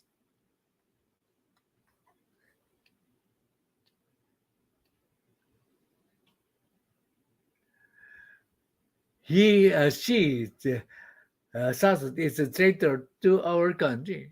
Yeah. You may be right there. Kasi she is favoring China over the Philippines. Malinaw na po na pinapaboran po niya ang China. Kasi score nga siya ng China eh. I do not disagree with you, Miss Wilfred. Another option, upgrade ng military hardware. Tayo ang front, tulong nila tayo na gamit. Oh, diyan, agree ako sa inyo. Diyan, palakpakan kay Ruel. Finally, that is what I was looking from you sa analysis mo. Yan ang dapat. Pakita natin na ang gamit natin ay pandigma din talaga. Kasi ang China ay invading force yan. Maglalakbay muna sila sa dagat. Hindi pwedeng area assets lang. Kasi kailangan ng occupation forces. Hindi pwedeng assets lang ang pang-atake sa Philippines. Kailangan may ground forces. Maglalakbay yan from China to the Philippines. Ang distance po ay may water. Kaya mahihirapan po sila. Kung mayroon tayong kagamitan na pangwasak sa invading forces nila, yung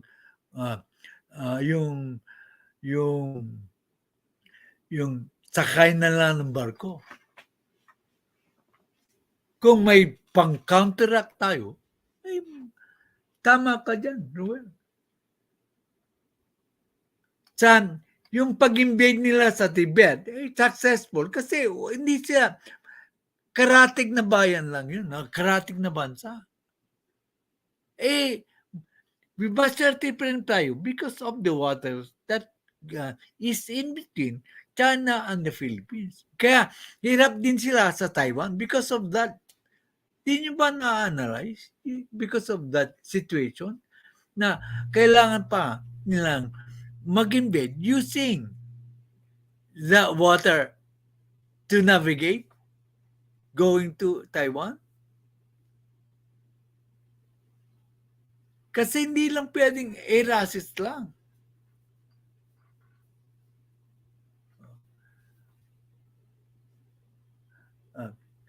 While we were grading on military capability, we need EDCA for defense. Yeah. Mahusay puti, Gilbert Tudoro. Wala siyang, si Gibo ay alter ego ni Presidente tungkol sa pagdepensa ng ating bansa. Kukontent ko yan mamaya. Kukontent ko po yan mamaya. Together with yung interview with the President, with the anchors. Para represent natin dito ang argumentong supported by evidence po. Sige po, inaamin na niya na may purposyon ng EDCA is to maintain our territorial integrity to help us defend from any incursion from any country. Hindi na specify in China. If my research is correct. Kaya abangan nyo, mamaya, yung research ko. Matagal ko nang gustong italaka yun, kaya lang nasasapawan ng mga events na current, na mas importante, tulad ng baha. Okay. Maganda yung punto mo. Diyan, mga Chris, ang galing dito ng mga kwan.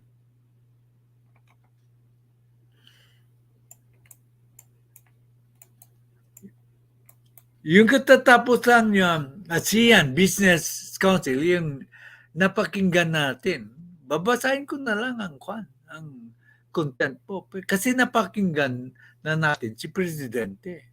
Mas mahusay po siya mag-explain kaysa sa akin. Okay. President Marcos delivered his opening statement during the courtesy call of the U.S. ASEAN Business Council in Malacanang. So, ang nagpunta doon ay mga businessmen. So, hindi pwedeng makiharap si Presidente na hindi alam yung sinasabi niya. Kita nyo, they were so interested, they will listen with full attention. Kita mo nung finocus yung camera, wala yung minsan parang disinterested na audience. Dahil sila ay nakaganon, waiting for what the president has to say. And they saw that he's not searching for his words coming from notes. It's actually coming from his knowledge of the issues involved. Ganun po katalino at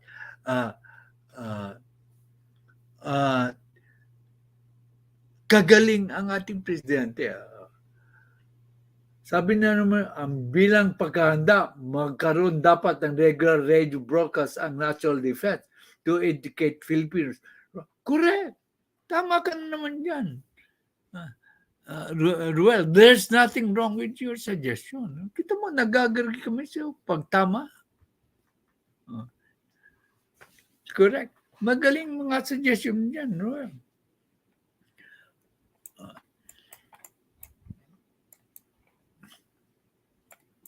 Dito sa channel natin, natututo tayo sa bawat isa. Okay. The engagement between the Philippines and the United States are grounded in foreign policy that entails the promotion of peace, the two countries' national interest. Ano ba national interest natin? Protect our national territory, the integrity of our territory, and the economic interests of our country. Yan ang basic na premise ng ating relasyon sa United States.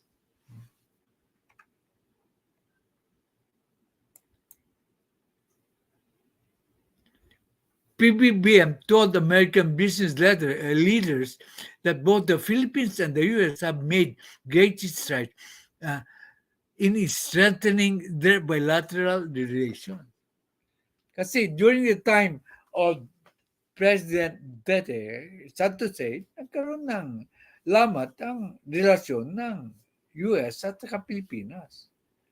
Ngayon, ang ginawa ng Presidente para medyo ma-stop ang pabubuli ng China ay mas lalo siya nagipag-maigian sa United States.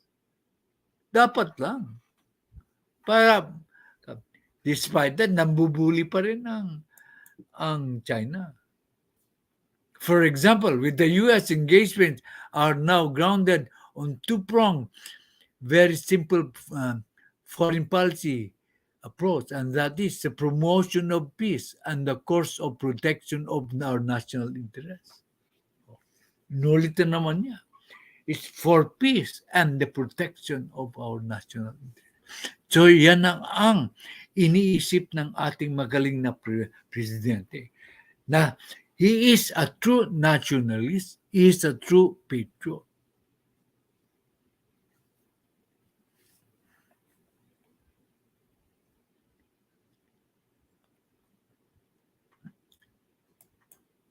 By shoring up our individual and collective capabilities, we are able to advance our countries and as well as the Indo-Pacific region's security, stability, and economic prosperity. Oh, sabi ko, yung hindi lang yung territorial security, pati economic prosperity po.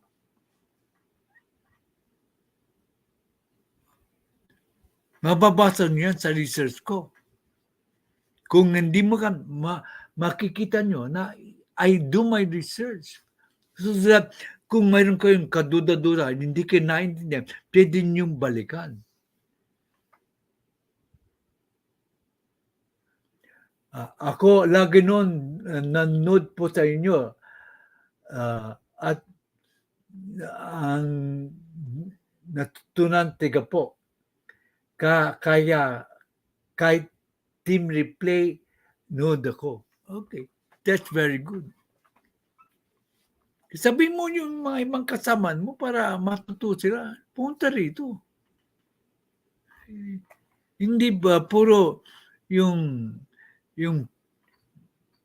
labanan nila sa kapwa-vlogger? Hindi na pura dito. Usuloy sa amin yan. Dito, purely BBM channel na ito. Pagkatapos pag may bumabatikas kay BBM, saka namin babanatan. But dito, kung gusto mo ng issue sa concerning PBBM, dito manatili ka dito sa ating channel. Ewan ko ba kung sa ibang mga kasamaan mo? Gusto ba nilang matuto tungkol sa issues o hindi?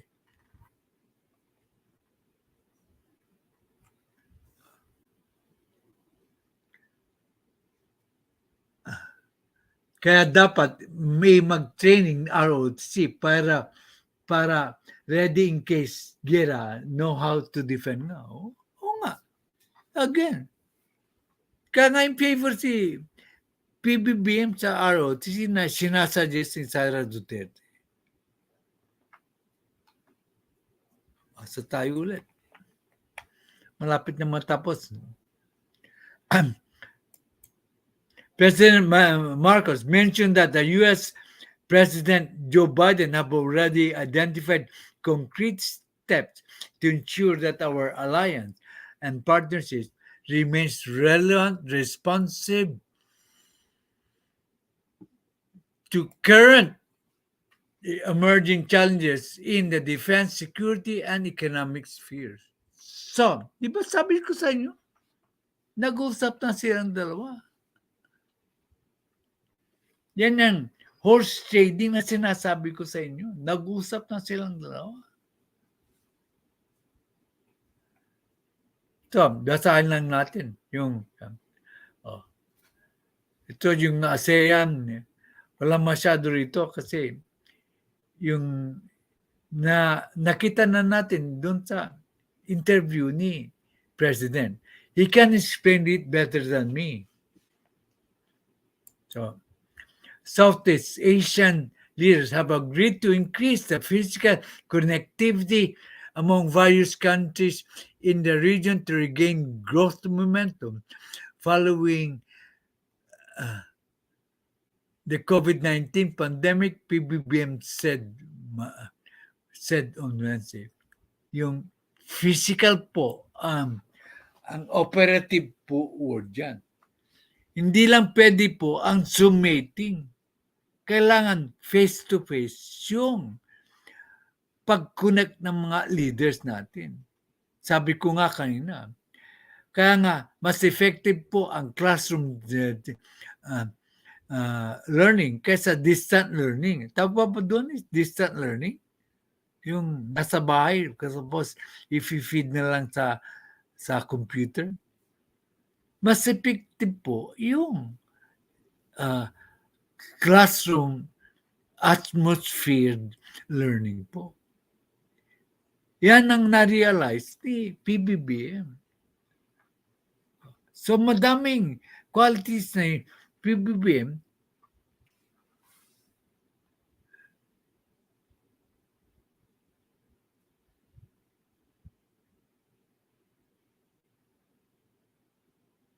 hindi ka ba nanonood sa TikTok vloggers na? Good for you. Di ko Oh, good. Wala nang tulugan ha. Anong ibig sabihin? Dito na matutunan tayo tungkol sa issues. Nag-discuss tayo. Pwedeng magkaiba ang opinion dito, pero respetado po ang tao rito. Si Ruel nga, nagkakabanggaan kami sa opinion. Siya mismo magpapatunay. Pero respetado namin si Ruel dito. He is considered a very bright member of the family. Pati si Daniel Opinion. Saluduhan po si Ruel Lingahan.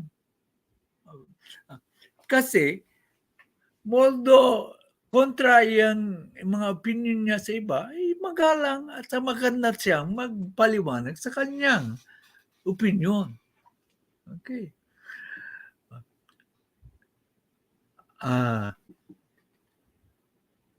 Dapat mamanin din natin palihim ang Chino dito sa atin. Okay. Para sa ating seguridad, Tatay Jack, yan nangyari sa Hawaii. Nung ninatake, yung mga Japanese people doon were helping the Japanese Navy intelligence. Pero mayroon tayong mga intelligent people. Walang masama sa yung as usual, pag walang masama, pag hindi mali yung represent mo, mag-agree kami sa iyo. Ang pa sa amin nila Tatay Jackferdz.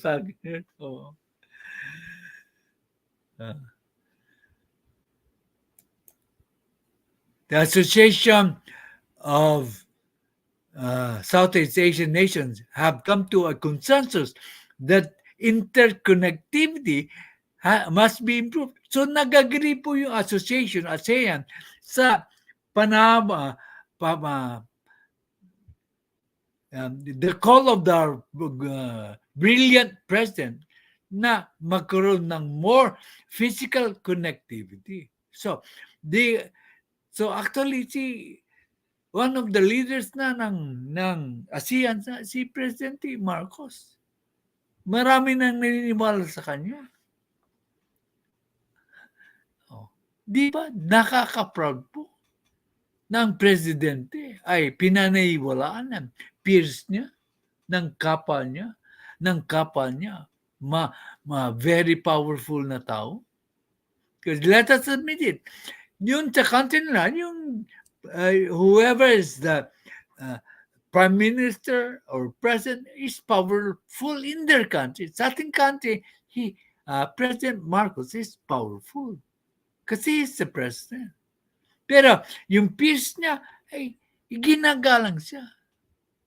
Kung mayroong siyang panawagan, I could not find the words kanina, mapanawagan, ay nakikinig po ang ASEAN leaders.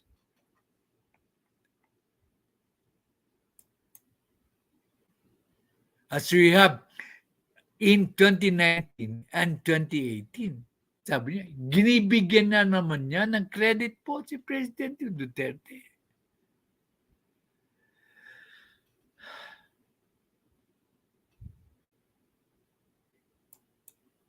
Physical connectivity is now the key. Connectivity by air, by land, by sea. That is what we are hoping for in the next meeting with ASEAN amongst leaders, amongst our business partners. I think that we have made the right decision in that regard. So they have agreed to meet personal meeting po. I think we are going down the correct road. We must develop first our infrastructure. So, ini-stress pa lang niya ulit, paulit-ulit siya rito, na kailangan ng infrastructure para umanlad ang bawat ekonomiya ng bawat bansa. Paano mo maasikasuhin? By spending 5% or 6% ng GDP towards infrastructure projects. That is why our GDP has remained high.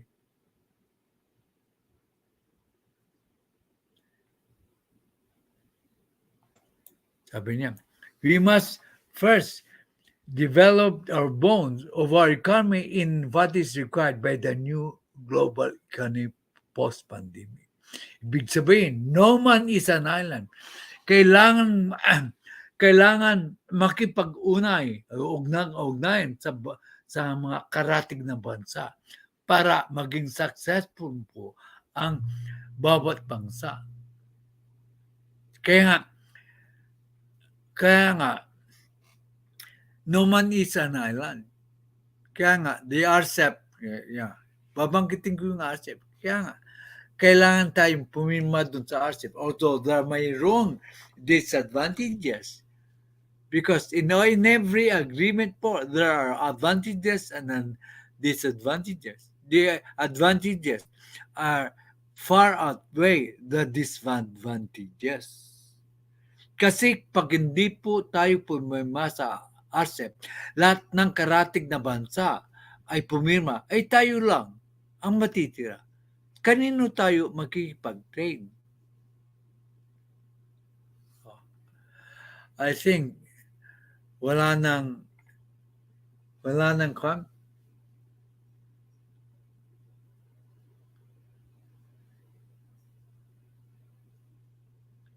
Okay. So, tapos na ang topic pa natin. So, pupunta tayo sa mga comments, the latest comments. As usual, pag wala na pong comments, the end of the show.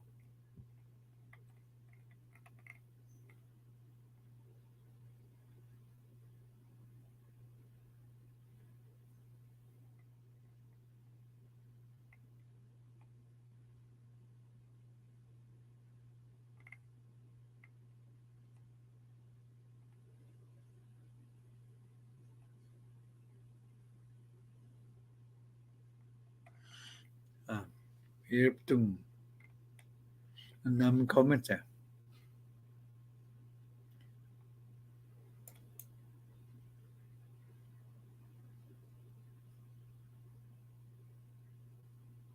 I'm watching irrelevant bloggers, mostly when it comes to where about our country. That I can learn po talaga. Correct.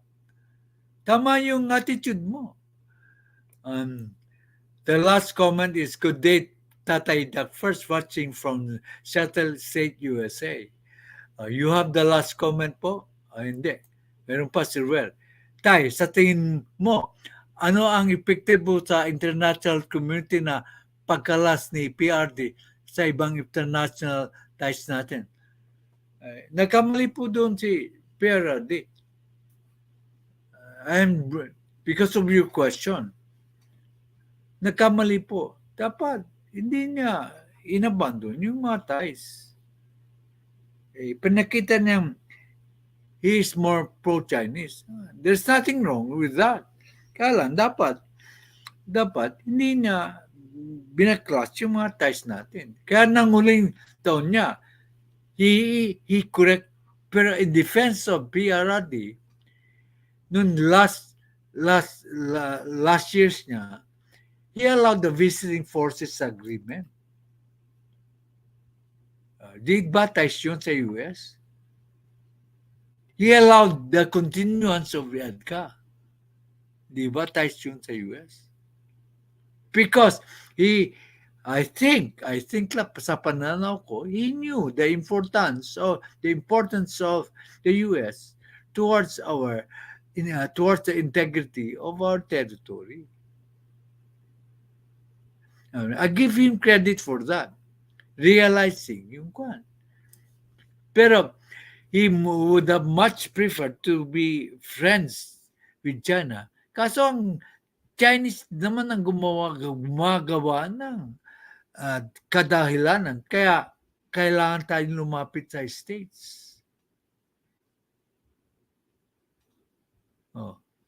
Kung di nambubuli ang China, sana hindi na natin kailangan lumapit sa States.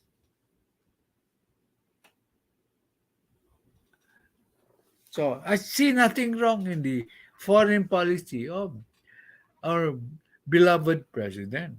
Friends to all, enemies to none. I think that's the end of the show. Ruel, you have the last words. O sige na, may mga lakad kayo dyan. You can go to other bloggers na. We shall meet how many hours from now?